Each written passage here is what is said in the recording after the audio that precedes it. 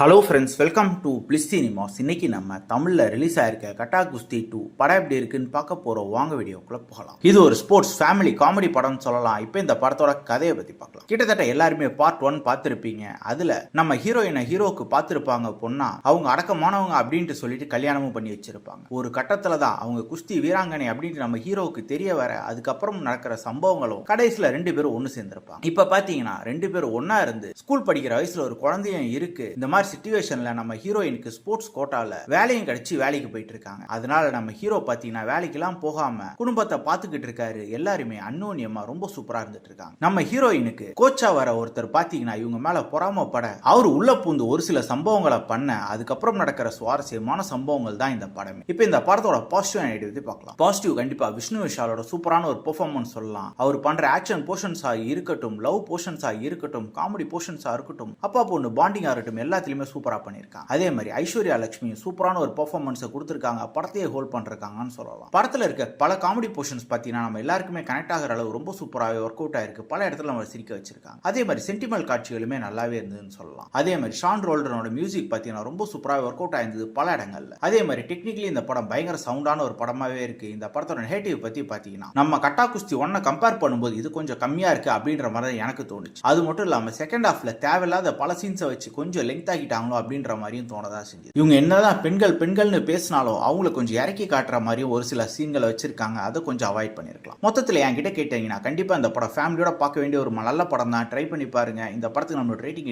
10க்கு 6.5 mark கொடுக்கலாம். இன்னொரு வீடியோல சந்திக்கலாம். தேங்க்யூ.